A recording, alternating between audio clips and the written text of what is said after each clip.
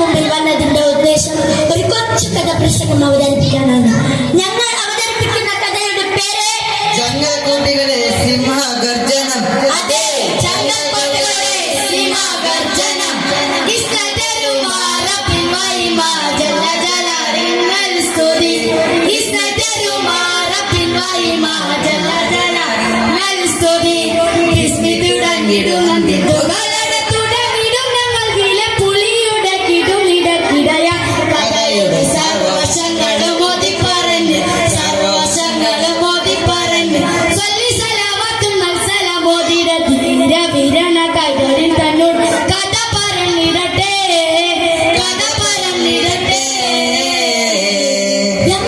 ഇസ്ലാമിക ചരിത്രത്തിൽ തങ്കലിപികളായി ലേഖനം ചെയ്ത മണ്ണിൽ പാവനബേഗന്റെ പാരമ്പര്യങ്ങളുടെ മോഡാണെന്ന ഭൂമിക. അവിടെ അൽസന പ്രദേശത്തെ ഗ്രാമനിവാസികൾ പുതിയൊരു പുലവിയെ വരവേൽക്കുന്ന തിരക്കിലാണ്. ചക്രവാള സീമയിൽ എന്തോ പ്രതീക്ഷിക്കാൻ തുടങ്ങി. ഉയർന്നു പൊങ്ങുന്ന പൊടിപ്പുലർക്കൾക്കിടയിലൂടെ വിദൂരത്തിൽ കുതിരപ്പടത്തിൽ കുതിച്ചു വന്ന മനുഷ്യരൂപം ആൾക്കൂട്ടം അടുത്തെത്തി.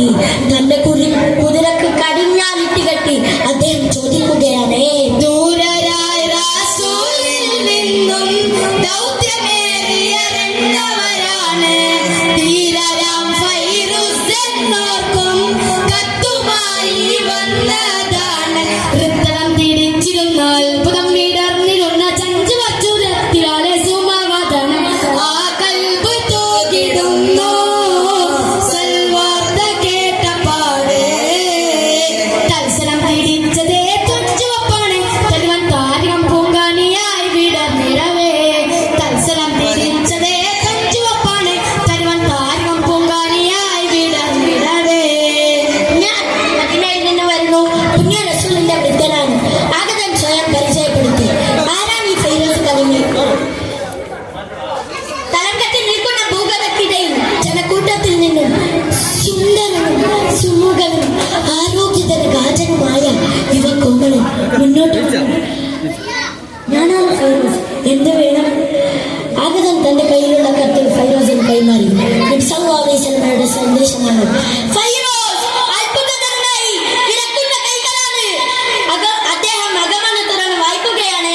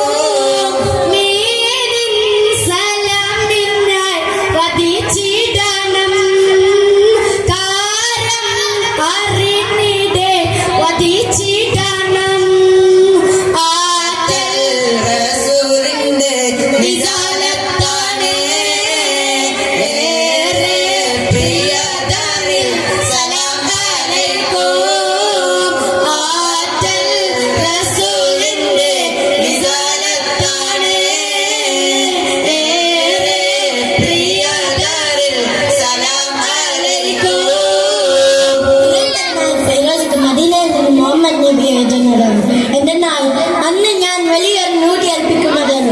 കത്ത് വായിച്ചു കഴിഞ്ഞതും ഫൈറൂസ് അന്തനാളങ്ങളിൽ 1000 പങ്കുചാലങ്ങളിൽ ഫലമുയർത്തി.